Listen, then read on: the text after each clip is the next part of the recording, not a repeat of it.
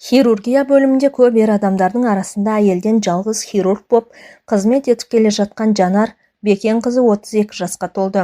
Ұжымда қалыптасқан дәстүр бойынша туған күні болған адамды әріптестері жинап, ординатор бөлмесінде құттықтайды. Бүгін де солай болды. Жанарға бір шоқ алқызыл гүл ұсынып, ұжымдағылар қысқаша жүрек жар тілектерін айтты. Бұл жол бәрі өзара келісіп алғандай, Жанар жалғыз болмайынды, қасына жұптап, басын екеу болсын дегеннен бастады. Әдетте сөзді бірінші сөйлейтін тәжірибелі бас хирург Әлжаппар Жағыпарович ең соңында сөйлеп сөзді өзі тұйықтады. Жанар Бекенова, менің алдымдағы тілектердің бәріне қосыламын. Әріптестерің өте дұрыс айтып отыр. Сенде бәрі жақсы, қызметің бар. Облыстық аурухананың білдір хирургсың. Қыз бала болсаң да ерлерден артық қызмет етіп келесің. Үйің бар, жайың бар дегендей. Әріптестерің дұрыс айтып отыр. Сен енді бір басынан екеу болған ойлайтын мезгіл жетті. Бүйтіп жүре берсең жүре бересің, уақыт өтіп кетеді. Сен де ана болуың керек. Ұрпақ өсіріп отбасылық бақытты өзгелердей сезінуің керек. Менің тілегім енді келесі туған күнге дейін сенің тұрмыс құруың, жақсы күйеу жігітті қасында жүріп ертуің, кішкентайлы болуың, әйелдерге ұқсап тек рет демалысқа шығуың.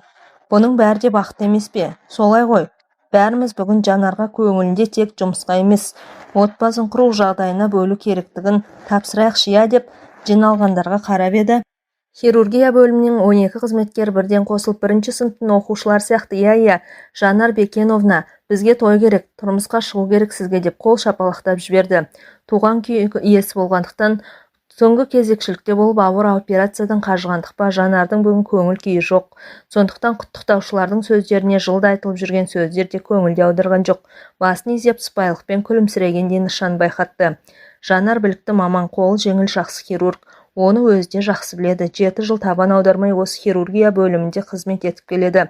Қаншама күрделі операцияларға ассистент болды. Жеке өз қолынан жасаған қаншама. Соның бәрінде кісі өліміне жол берген емес.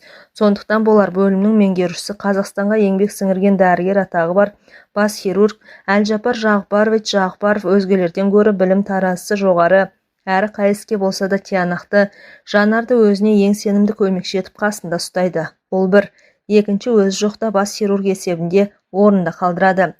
Менің білетінім, Жанар Бекенқызы бір айдан бері демалыссыз жұмыс істеп жүр. Бүгін туған күніне менің Жанар Бекенқызына берер сыйлығым осы сенбі жексенбіде қатар 2 күн демалыс беретінді хабарлаймын деді жиналғандарға. Охо, Жанар Бекеновна, сізге өте дұрыс болды. Осы 2 күнде базарға барда өзіңе тура жігіт ізде. Менің бір жезден болған облыстық телеарнаға әдемі диктор қажет болып, сол диктор қызды базарда жүрген қыздардан іздейді екен деді. Аға медбике ажарына әзілдей күліп, Жанарға естен шығып бара жатып, Жанар Бекеновна, алыстан іздеп қайтесің, жүрген жоқпыз ба деп күнде қасында, мен де күйеу бола аламын деп, өзімен бірге қызметтегі Нұрдәулет те жымыңдай қалды. Нұрдәулет, сұлу жап-жас келіншегіңді қайтесің дей қалды. Мақпал бұны естіп, сұлулығын қайтейін, қызғаншақтығынан күнде ажырасқым келеді ғой. Әй, сендер не білесіңдер, қызғаншақтық деген ауруға операция жасаса ғой. Өзім-ақ соны тіліп алып тастар едім. Әттең депті ғой мен сияқты бір байқұс. Күйеуінің бар, сенен де күйеуі жоқ Жанардан да, медбике Қарлығаштан да құдай-ау, осы хирургияның сырғасы бар, барлық қыздарынан қызғанып миымды жейді ғой тіпті. Менің скапелімен оның тіл өткір. Күнде бейтіп мен реп, бейтіп мен сояды ғой деп, қолын кескілегенді көрсетіп қойды маған. Үндемейтін осы Жанар Бекеновнадай адам керек. Ай, еркектер, өзінің де бір бәлең бар шығар қызғанатын. Бір негіз болған ғой, о баста негізсіз ешнәрсе болмайды деп Мақпал әрі әкетті. Жанар бұл әзілдерге не деп жауап беруді орынсыз санады. Рас, бүгін бастық босатып тұрғанда үйге барып демалып алайын деген оймен тездетіп, қолына ұжымы берген гүлін ұстап, киініп сыртқа шықты. Менің тұрмысқа шығу мәселем кәдімгідей күн тәртібіне қаралады ғой. Неге бүйтті екен? Бәрі бүгінде бойлады. Үйге келген соң гүлді вазадағы суға қойып жатты Жанар. Ана Мақпалды айтсайшы. Бір негіз болған ғой о баста деді. Менің де тұрмысқа шықпауыма негіз барын, жанымның ешкім білмейтін құпиясын қайдан білсін бәрі. Түрмеге түссем не болар еді? Тағдырым, тұрмысқа шығу керек. Ұрпақ өсіріп, ұрпақ сүю керек дейді. Бәрі дұрыс, бәрі білік шақ. Жанар сол 1998 жылы Қызылорда медколледжінің 2-ші курсында оқып жүрген. Жасы әлі 18-ге де толған жоқ. Кітапханадан енді шығып, 2-ші шағын ауданындағы үйіне қайтуға автобустың аялдамасына жақындай берген. Бір жеңіл қара машина тұсынан тоқтай қалды. Қарындас, Бұрынғы Гоголь, қазіргі Қорқыт ата университет қай жерде? Айтып сілтеп жібересіз бе деді. Бір жақ кабинеттен шыққан бұйра бас жігіт. Тура алдыңыздағы көшеден солға бұрылсаңыздар тиіп тұр. Қарындас, сізге қиын болмаса келіп машинаға отырып, сол жерге дейін бірге барып көрсетіңізші. Сырттан келіп едік. Айналып таба алмай жүрміз деді жаңағы жігіт. Ақ көңілділіктің, кісіге сенгіштіктің, адалдықтың, тазалықтың қаншалықты шектеулі екенін ешкім білмейді екен ғой. Жанар еш бөтен ойсыз машинаның артқы жақ салонының ашылған есігіне тақай бергенде ішкі жақтан бір әулетті қол өзіне Жанарды тартып алды. Есік сарт етіп қалай тез ашылды да, солай сарт етіп тез жабылды. Жуан жалпақ алақан Жанардың аузын басты. Басын бір нәрсемен жапты. Жапқан нәрсенің иісі қандай еді, жаман. Адам тұншықтырады. Мен қарақшылардың қолына түстім. Олар мені зорлайды, сосын өлтіреді. Болды, Жанардың да ойы осы кезде. Неге ғана отырдым екен? Еркектің қолы сыртынан қапсыра, қысқанымен қоймай өзінен басқа ешкімнің саусағы тимеген қос анарын езгілей бастады. Жанардың шығарда жаны қалмады. Ышқынып бұлқынды. Жіберіңдер деген сөзді айтып жатыр. Бірақ ол сөз аузынан шығып жатпаған секілді. Мүмкін бет аузын байлаған матада Жанар білмейтін дәрі бар ма? Жанар осыны ойлағаннан біледі. Басқасын білмеді. Жанар бір уақытта көзін ашты. Денесі зіл басқан ауыр. Қозғалтпайды. Киіз үйде. Жазылған диванның үстінде. Түңілік ашық, тірі. Қасында бір еркек қорылдап жатыр. Бүйтіп тірі қалғаным құрсын. Бұдан да мені өлтіргендер дұрыс еді. Бар қазынасынан, пәктігінен айырылғанын білді. Екі аяғын біріне бір қоса алмайды. Аяғы да екі қарыда қарысып қалған сынды. Үстінде ұлпа жоқ. Жалаңаш қалыпты. Бұл кейпі өзін мүлде шошытты. Жалмажан киімін іздегендей болып еді, құлағы шыңылдап басы айналып кетті. Менің тұруым керек, мезгіл қай мезгіл, қашуым керек. Әзірге аяқ қолым боста. Бұл жерден тезірек құтылуым керек болды. Жанардан бірден ойлағаны. Тұрғысы келді, тағы да басы айналды. Енді жатып жан-жағына көз жүгіртті. Киіз үйде жерде босаға жақта бір адамның қорылы естіледі. Көзі бұлдырап жетпеді. Сандық емес, мүмкін кебеже үстіме тізілген арақтар тұр. Еті бар табақ көрінгендей болды ма? Жанардың тағы көзі көрмей басы айналды. Ең болмаса бір жерге су табылса ғой. Түре келіп жаңағы арақ тұрған жерге жақындады. Тағы да басы айналды. Жерге құлап түсті. Құлағанда құлағы жерге тиді. Алыстан иттің шәуілдеген үні естілді. Орнынан екпектеп тағы жылжығанда тізесі бір пластикалық құтыға тиді. Ойпырмай, ішінде суы бар құты екен. Тығындаулы. Сол тығынды бұрап ашалса ішенді. Саусағында әл жоқ. Тіспен бұрады, ашылмады. Ындыны кеуіп мүлде әлсіреп барады. Бір кезде ашылды.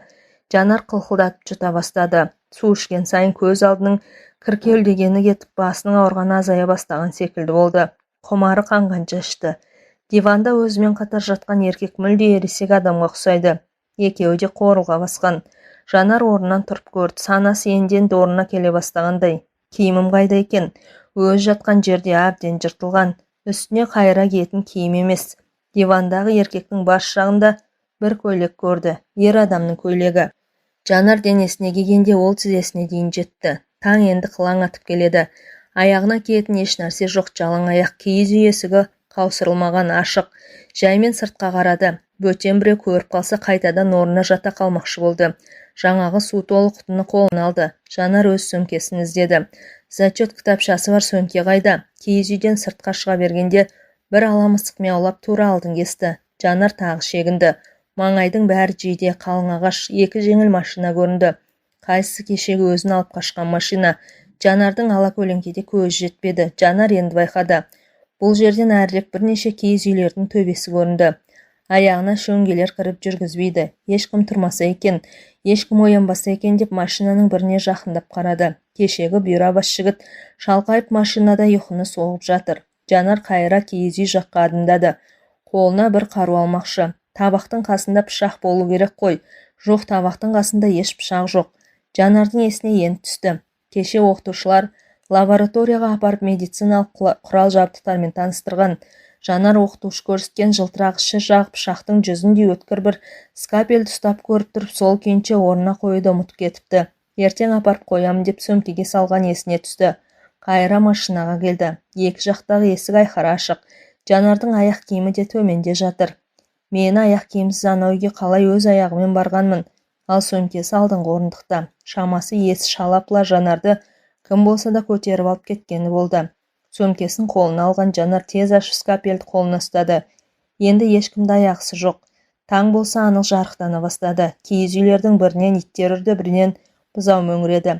Қазір малшылар тұрады. Қолындағы скапельді шалқасынан қаннен қаперіш жатқан жігіттің тамағына аямай сүңгітті. Шапшыған қан машинаның төбесіне атқылады. Кинода көргендері де бар еді, дәл сондай болды. Жанар өзін қорлаған еркектердің әр мүшесін кескілеп бөлуге бар. Киіз үйге кірді. Қорылға басқан дивандағы ересек еркек төменде босаға жақтағы екінші еркекті де дәл осылай скапельдің жүзімен тамақтан ұрды. Жүрегі мүлде жеңілдеп қалды. Дәл қазір мені ұстап алып түрмеге қамаса да еш өкінбеймін деді сосын ішінен. Киіз үйдің сыртына шықты. Әлгі тыпыреткен жан баласы жоқ. Жанар қалың жиденің арасына көпке дейін қалай қайда жүрерін білмей адасты. Дарияның жағасына да шықтау. Енді адаспаспын деп ойлады. Жүзуді жас кезінен білетін Жанар Дарияның арғы жақ ебін көзін шалды. Бұл жерден тек Дария ғана құтқарады. Қай жерде тұрғанын, қалай жолға шығудың ретін білмеді. Үсті болса жалаңаш, тор көйлектен басқа лыпа жоқ. Өлсем өлемін, өлмесем арғы бетте осы жерден шығамын деп Жанар мойнына сөмкесін іліп Дарияға жақа барды. Көп жүзме, аз жүзме, Жанар Дарияның тұңғынық ағысының өзінде әбден әлсіреп шаршады. Түндегі көрген зорлығы бар, денесі дене емес, жаныс тақтай сияқты икемге келмейді. Ит жүзсе де салды. Құлаштап та көрді, шалқалап та көрді, бірақ аяғы да қолы да зілдей болып ауыр өзіне бағынбай қойды. Жанардың байқауынша Дария өз тұңғиығына тереңдеп алып бара жатқандай көрінді. Қайта-қайта аузына су кетіп қала берді. Басын судан көтергісі келеді, бірақ әлі жоқ. Алыстан біреудің талып шыққан даусы ма, өзінің су толып кеткен құлағындағы бір дыбыс па, бір нәрсе естіледі. Менің бұл ақырғы сәтім болар деді Жанар. Жоқ, ақырғы сәт емес екен, көрер жарығы бар болып шықты. Біреу қолынан тартып қайыққа салды. Ет бетінен жатқызып ішке кеткен суын құсқызды. Жанар көзін аша алмады. Құтқарушы бетін шапалақтап, қане аш көзіңді аш дей береді бұйрықпен. Жанар көзін ашалар емес, қатты шаршағандықтан немесе әлі болмағандықтан шығар, көзіне ұйқы тірелгендей кірпігін қозғалта алмады. Алғашқыда алыстан естілген дауыс енді жақыннан шыққандай болды. Жанар кірпігін қозғалтып көзін ашты. Құтқарушы қатты қуанды. Тірілдің. Енді жақсы болды. Туы қорыққанымдай мүлде. Соншама қайықпен жүзіп жеткенімде көмектесе алмай өлтіріп алдым ба деп қорқып едім. Көзіңді аштым деді құтқарушы қолындағы ескегін құлаштай сермеп. Жанардың үстінде құтқарушы жылынсын деген болу керек. Өзінің футболкасын жапты. Күн көзі біраз шығыпты. Бірақ Дария әлі де салқын. Жанар дірілдеп жаурап тісіне тимей қалшылдана бастады. Құтқарушы оның бетіне қайта-қайта үңіліп кеудесін тыңдап қояды. Ләм-мим деп тіл қатпай ескегін құлаштап сермей берді. Апа деп дауыстады. Құтқарушы иығында қызды үйге көтеріп келе жатып. Тездетіп от жақшы, мына қыз әйтпесе өледі. Дариядан бір батып бір шығып қалқып жүргеннен тауып алдым. Дария құлаған ба, жоқ біреу құлатып тастаған ба білмеймін. Әйтеуір тірі. Ойбай құдай, не дейді құлыным-ау, қазір балам, қазір деп Шайкүл апа қалбалақтап қараша үйдің ішінде сексеуілді лапылдатып жағып, шетіне көрпеше төсеп оған Жанарда келді. Аяқ қолы көк көмбек. Сорлының жаны жоқ сияқты. Әй, жомарт қайдасың? Кел бері, ысқыла. Мен ыстық шай әкелейін. Шала жансар ес білетін Жанар жомарт дегенде естіп қалды. Бір жұмсақ алақан сірескен аяқ қолын сықылай берді. Қызым-ай, көзіңді аш жаным. Мына бір шайден бір ұртташ ішіңе жылу барсын деп әйел дауыс Жанардың иығын көтерді. Жанар ішті. Қане қызым, тағы ұртта, тәуір боласың. Жанар тағы ұрттағандай болды. Бір ұйқы басып тұр, көзін жұмып ұйықтағысы келеді. Қасындағылар оған мүмкіндік бермей жатыр.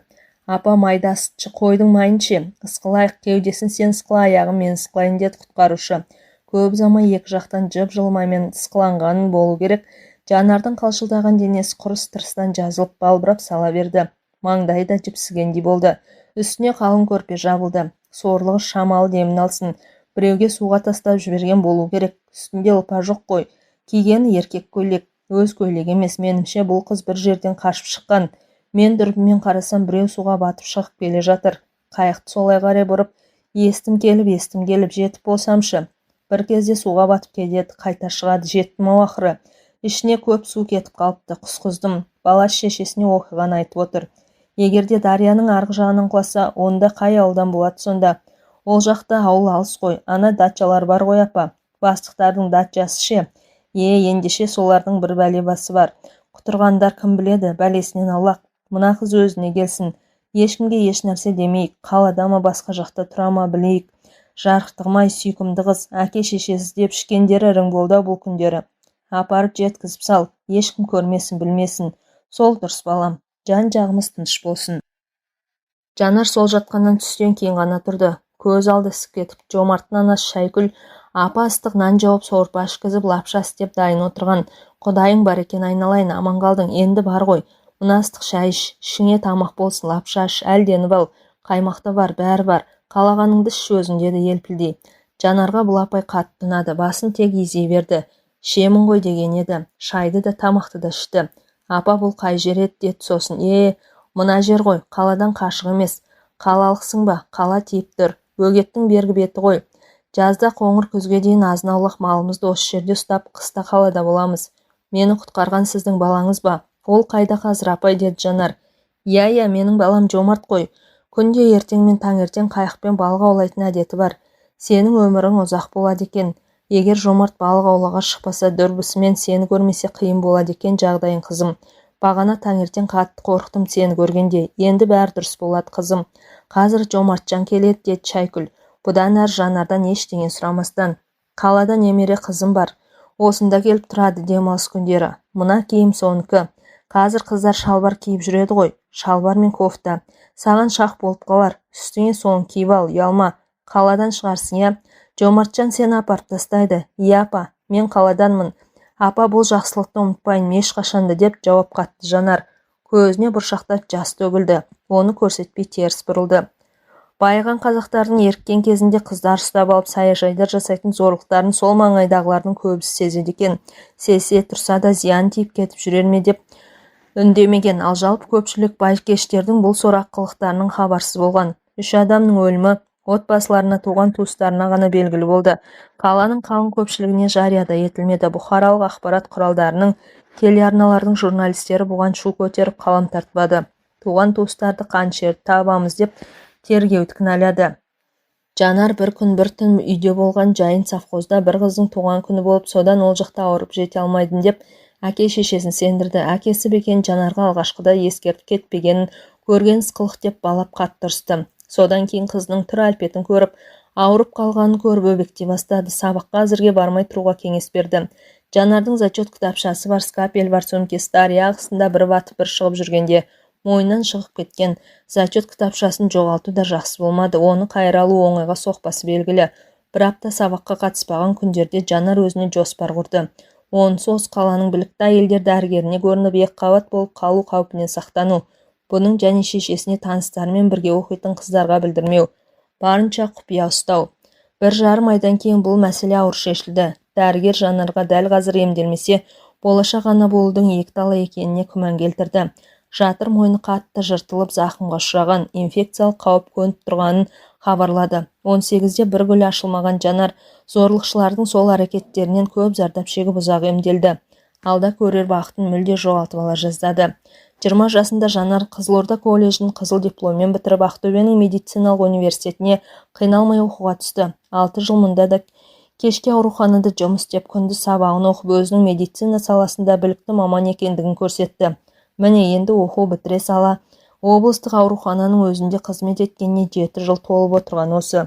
Көктей солған, гүлдей сезінген Жанар жеке басының бақытын ойлау, тұрмыс құру, тіпті балалы болды. Шынында айтқанда, менің болашағыма керек-ау деп мән бермепті де. Бастық берген 2 күн демалысын бір жақсы өткізгісі келіп, Жанар шаштаразға барып, желкеден қиылған шашын өзге түске боятты. Қою қара қасын тергізіп жіңішкелетті, тырнағын боятып, бетіне де косметологтардың ұсынысымен әрлендіретін маска жақты. Қысқасы, басқа елдердің апта сайын өздеріне жасайтын барлық сұлулық күтімін Жанар бүгін өзіне жасап көрді. Келген кезіңізден сіз анағұрлым жасардыңыз, тіпті өзіңізге мүлде ұқсамай кеттіңіз. Нағыз сұлу болдыңыз, деді шаштаразшы. Жанарға жапа тармағай сүйсініс білдірді. Нанбасаңыз, міне өзіңіз қараңыз шайнаға. Жанар ол айтылғандарға елп ете қалып айнаға қарамады. Қызмет ақысын төлеп сыпайы қалыппен қыздарға рахмет айтып шығып кетті. Мен білем, бұл дәрігер хирург, жақсы хирург. Ағам мотоциклмен машинаға соқтығысып, авария жасағанда өлім аузынан алып қалған, деді. Бірі сыртынан танитындығын білдіріп. Мен де білем, шешемнің соқыр ішегі асқынып кетіп, өлімші болып ауруханаға түскен. Осы кісі жасады ғой операцияны, аман қалды. Тұрмыс құрмаған дейді. Иә, өзі жақсы хирург, деді екіншісі.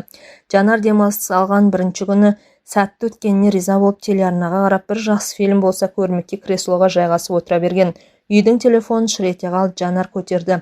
Ар жағында Әлжапар Жағыпаровичтің дыбысы. Аман жоқ, саулық жоқ.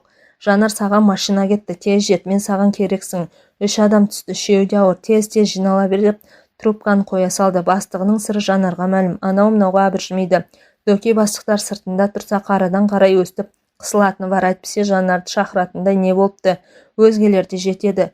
2 күн демалыс бере салып қайтадан шақыртқан несі мүмкін, мен бұл қаладан басқа жаққа кетіп те қалған шығармын деп іштей көбірлеп жүріп Жанар әдеттегіден тез киініп сырттағы өзіне келген машинаға отырды.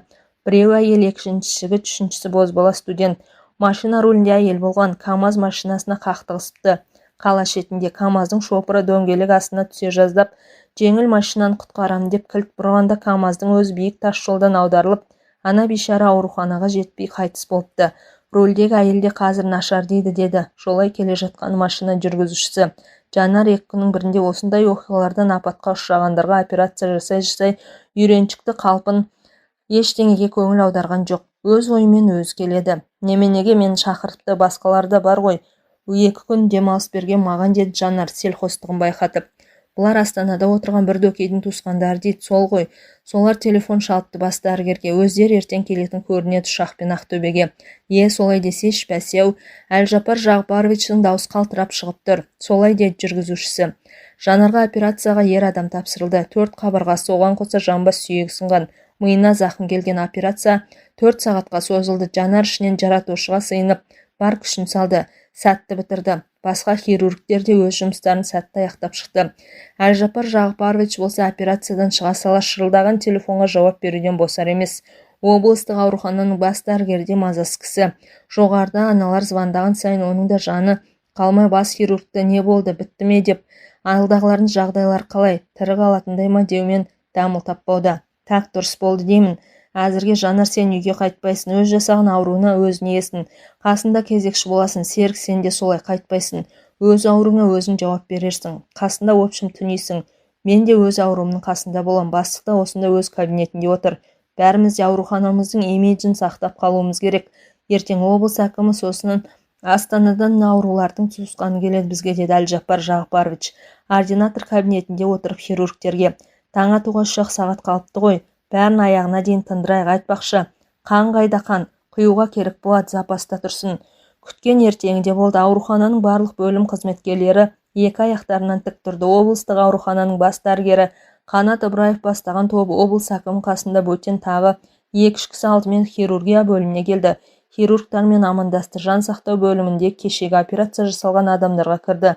Енді қауіп жоқ, бәрі артта, 2 күннен кейін палатаға шығарамыз, деді. Әлжапар Жағыпарович келген кісілерге бәйік болуда. Біздің арамыздағы әйел хирург Жанар Бекенқызы Төлеген Әбілтайұлы. Содан соң өзіміз операциядан кейін түнмен күзетте болдық. Бәрі дұрыс енді дей бергенде сырттан келген қонақтардың ішінен көзіне көз ілдіріп киген бір жігіт Жанарға ерекше көңіл бөліп, мен сізді бір жерден көрген сияқтымын, бірақ есіме түсіре алмай тұрмын, деді. Жанар біртүрлі болды. Мені қайдан көруі мүмкін, бірақ үндемей қалуды жөн көрмей, жеріміз кең ғой дей салды. Жанар Бекенқызы біздің маңайда ұстар хирургымыз, қиын операциялар жасайды, қол жеңіл, менің бас көмекшім, деді Жағыпаров. Екінші үстелдегі Абзал Молдажаровқа түнде операция жасаған Жанар Бекеновна. Сол Молдажаров менің туған ағам. Мен Жомарт Молдажаров оның інісімін. Сәуле Молдажарова менің жеңгем. Айтбек Молдажаров ағамның баласыным. Осы қалада жеңгемнің сіңлісі тұрмысқа шығатын болып тойға келе жатқан ғой. Ұшақпен-ақ келетін кісілер. Жеңгем қазақ далада машина айдағанды жақсы көреді. Солай машинамен шыққан, көрдіңіздер ғой енді. Бір үй қырылып қала жаздады, шүкір енді. Алдымен жаратушыға, содан соң сіздерге рахмет, деді жігіт.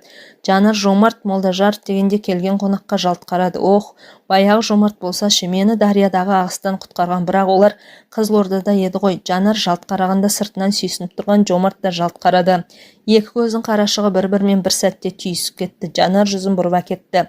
Енді сіздер боссыздар, жұмыс орындарыңа бара беріңіздер, деді Жағыпаров. Хирургтер тұрған жерден босатты. Арада 1 апта өтті. Жол апатына ұшырағандар емді Астанадан жалғастыруға ұшақпен Астанаға шығарып салды. Жанар сол күні үйге келген соң баяғы бозбала Жомартты есіне алды. Шешесі де өзі де жақсы адамдар еді. Менен неғып Дария ағысында болдың? Бұл жағдайға не себеп деп бір сұрақ қоймай күтіп шығарып салды. Неткен керемет адамдар еді. Сол Жомарт Бекен жоқ, басқа аттас біреуме. Маған неғып күлімсіреп қарады. Ол жігіт қазір үйлі баранды шығар деген ойлармен көпке дейін ұйықтай алмады. Осы оқиғадан соң енді 3 күн өткенде Жанардың пәтеріне кешкі мезгілде есіктен қоңырау соғылды. Жанар көршілердің бірі болар деп ойланбастан есікті ашты. Қолында үлкен бір корзина гүлі бар. Жомарт дәл есік алдында тұр. Сұрамайсың ба, бұл кім деп? Қауіпсіздік сақтау қайда? Жалғыз басты қызға өстуге бола ма деп, сосын әрі өзімсіне әрі көптен сөйлеп жүргендей еркін тіл қатты. Ішке кіруге бола ма? Жанар қатты қуанып кетті және ойламаған жерден не айтарын білмей сасқалақтап қалды. Мен сені таптым ақыры, қанша жыл іздедім, қанша жыл Құдайдан сен кездестір деп сұрадым. Ағам мен жеңгемнің, інімнің апаты өкініш әрине, бірақ сол апат арқылы сені тапқаным қуаныш. Өмір деген міне осы Жанар, әрдайым алмасып тұрады деді ол. Ішке кірген соң корзина гүлді еденге қойып, Жанарға құшағын жая. Жанар өзі де білмеді. Тартыныстан жайылған құшаққа бар денесімен көміле кетті. Жомарттың кеудесіне басын қойған сол еді. Көзінен жас тоқтамай төгіле берді. Жанар бұл көз жасымен өз тағдырының құпия сырын сен түсіндің бе деп шағынып тұрағандай болды Жомартқа. Екеуі жарты сағат, жоқ 1 сағат шығар босағада құшақтасқан күйі көп тұрды. Көзінің мөлтілдеген жасынан сүйіп тұрып Жомарт, ал айтшы хабарласам деді. Неге хабарласпадың? 14 жыл болыпты міне. Кінәлімін еді Жанар, кінәлімін. Сен білмейсің ғой, бұған себеп барын. Мен кінәлімін. Кінәсізсің сен деді Жомарт, сөзін кілт бөліп. Кінәсізсің. Мен солай қабылдаймын. Сен мен үшін батырсың. Сен мен үшін ерсің. Сен мен үшін пәксің. Сен мен үшін тазасың. Сен мен үшін адалсың. Мен сенің жан құпияңның бәрін білем. Сен және мен екеуміз ғана білеміз. Сенесің бе Жанар жаным? Уақыт өтті ғой, бәрін енді ұмыт. Жаның жараланбасын. Мен енді сенің қасында боламын. Аман қалдың ғой дариядағы тұңғиықтан. Тағдыр мен саған құтқарсын деп жолықтырды. Өмірде ешқандай кездейсоқтық жоқ. Бұдан да былай мен сенің құтқарушың, қорғаның болам. Жанар қолына кісен салынардай дірілдеп кетті. Мен жаңағы сөздің бәрін тектен-текке айтқаным жоқ. Бәрін білген соң айттым. Сенің құпияң менде ғана. Сен қалай ішіңе сақтасаң, мен де сақтап келемін. Жомарт Жанарды бауырына тартып құшақтап бетінен маңдайынан сүйіп дірілін басты. Сөзін жалғастырды. Сені қалаға әкеп тастаған соң мен тыныш таппадым. Сенің зорлық көргенің белгіледі. Шынын айтқанда сол адамдарды тауып өз қолмен өлтіргім келді. Сөйтіп қайықпен кешке арғы жағалауға шықтым. Арғы беттегі саяжайларға өттім. Сөйтсем ол жердегі адамдарда зәре жоқ. Түнде 3 адамды біреулер бауыздап кетіпті деп бір-бірімен сыбырласып жүр. Өлген адамдардың кімдер екенін анықтап сұрастырып білдім. Бірі ірі бизнесмен, қаладағы сауда базасының директоры болған, екіншісі базардың бастығы, үшіншісі милиция полковнигі. Арасында наркодиспансердің дәрігері бар. Олар жас қыздарды машинамен ұрлайды. Қыздарға есінен шатастыратын дәрігер екен. Олар талай қыздар түнде ұрлап зорлық жасайтын болды. Міне үшеуін бірдей кім өлтірді деген сұрақ туады. Зәбір көруші өлтіреді әрине. Не соның ең жақын адам өлтіреді. Сенің сол күні дарияға өлу үшін құлауың да мүмкін, немесе олардан қашып шығу үшін де құлауың мүмкін ғой. Менің логикам осыған жетті. Есіңде ме, біз апам екеуміз сенен ештеңе сұрамадық. Сені қалаға кірер-бер саялдамаға шығарып салған соң мен кетіп қалғандай болдым да артыңнан жасырынып жүріп отырдым. Сен кірген қақпаны көрдім. Одан соң бірнеше күн сыртыңнан біреулер із кесіп жүрген жоқ па? Аулада отырған болып аңдыдым. Сенің зәбірлеп жүрегіңнің енді ешкімге ашылмайтынын білдім. Жан жарас жазылар уақытты күттім. Сөйтіп жүргенде мен Қарағандыға милиция мектебіне оқуға түстім. Оны бітірдім, әскерде болдым 2 жыл жай қызметте, содан кейін ішкі істер министрлігіне қызметке ауыстым. Қазір сондамын, үйім бар, анам қасымда. Сенен көз жазып қалдым, фамилияны ауыстырыпсың. Ал өзің анама келемін деп уәде беріп бір ретте келмедің. Қызылордада мекен жайыңды айтып қолыңа жазып беріп едік қой, есіңде ме? Бүтін бір тарихты өткергендейміз деді Жанар күрсініп өзіне келген соң. Өткерген несі тағы? Біз енді жаңа тарихты бастаймыз. Апам сен қашан келеді деп күтіп отыр. Өткенде сені көрген соң апама дереу телефон соғып сені көрдім деп сүйінші сұрадым. Ағама өз қолымен операция жасап аман алып қалғаныңды айттым. Сен жайлы толық ақпаратты Әлжапар Жағыпаровичтен сұрап алдым. Ал өзіңе келетінімді сенен құпия ұстадым. Мен саған арнайы келдім, және сені Астанаға бір жолата алып кетуге келдім. Үйленеміз. Ертең қызметіңе өтініш бересің деді Жомарт кесімді шешіммен айтып. Ертеңіне Жомарт пен Жанар облыстық аурухананың хирургия бөліміне бірге келді. Жанардың бүгін ерекше киген киімін, шашын боятып, әсемденген келбетті түрін қасына ертіп келген сымбатты астаналық дөкей жігіт көріп, ұжымдағылар аузын ашып қалды. Әлжапар Жағыпарович деді Жанар күлімсіреп. Өткенде менің туған күнімде отбасын құруды, қасыма жақсы күйеу жігіт ертіп жүруді тапсырып едіңіз ғой. Әр кезде сіздің тапсырмаңызды бұлжытпай орындайтынымызды білесіз. Мен өтініш беруге келдім. Тұрмысқа шығамын. Не дейді мына қыз? То есть Жанар Бекеновна сразу решать етіп тастағансыз ба? Сіздер бұрыннан білетін бедіңіздер бір-біріңізді? Жомарт Молдажарович, деді Берді сасқалақтап. Иә, Әлжапар Жағыпарович. Мен Жанарды 14 жыл іздеп әрең тауып алдым ғой. Көп жол үмітпен іздедім. Сіздердің орталарыңыздан тауып алдым. Енді хабар бізден болады. Астанаға тойға шақырам сіздерді, деді. Қуанышты жүзбен Жомарт.